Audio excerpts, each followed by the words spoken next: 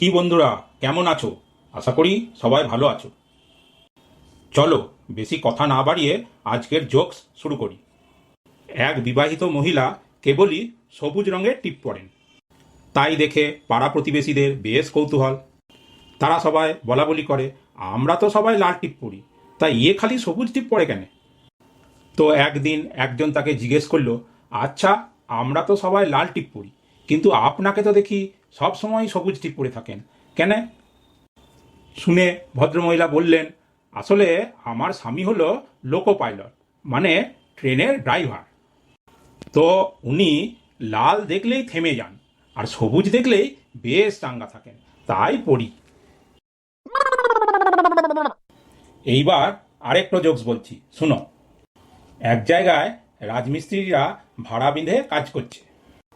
তো হঠাৎ একজন মিস্ত্রির হাত ফসকে কর্নিকটা পড়ে গেল। পড়বি তো পর, সেটা গিয়ে পড়ল নিচে দাঁড়ায় থাকা আরেকটা মিস্ত্রির কানের উপর। ধারালো কর্নিকের ঘায়ে তার কান কেটে মাটিতে পড়ে গড়াগড়ি। অন্য মিস্ত্রিরা তো তাড়াতাড়ি এসে ওই কাটা কানটো খুঁজতে ব্যস্ত। তারা ভাবছে উটো পাওয়া গেলে হাসপাতালে ডাক্তারবাবু ঠিক অপারেশন করে জোড়া লাগাই দেবে। এই সময় একজন দেখল কাটা কানটো কিছুটা দূরে পড়ে আছে। সে তাড়াতাড়ি সেটা তুলে নিয়ে এলো। তখন উটো দেখে ওই মিস্ত্রি যার কান কাটা গেছে সে বলল, ইটো আমার কান লয়, আমার কানে একটা বিড়ি গুঁজা ছিল। এইবারের জোকসটা বলবে আমাদের পাড়ার বল্টু। নববর্ষের দিন কলকাতার এক রেস্টুরেন্টে বোর্ড ঝুলছে, তাতে লেখা, যা ইচ্ছা খেয়ে যান, বিল মেটাবে আপনার নাতি। এই তো দেখে তো একটা লোক ভীষণ খুশি। সে রেস্টুরেন্টে ঢুকে মোগলাই পরোটা, কষা মাংস একবারে পেট ভরে খেয়েছে।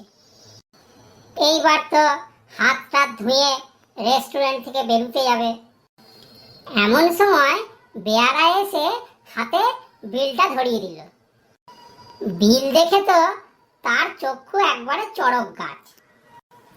সে তাড়াতাড়ি মালিককে গিয়ে বলল, এটা কেমন কথা?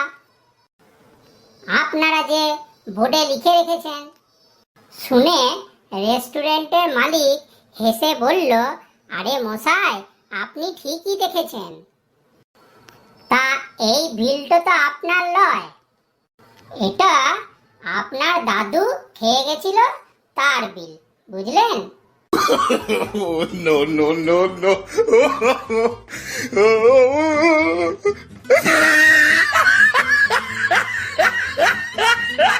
বন্ধুরা, আজ এই পর্যন্ত। জোকসগুলো কেমন লাগলো কমেন্টস করে জানাবেন। যদি ভালো লাগে তাহলে লাইক দেবেন আর শেয়ার করবেন। আজ তাহলে চলি, আবার দেখা হবে পরের ভিডিওতে। টাটা।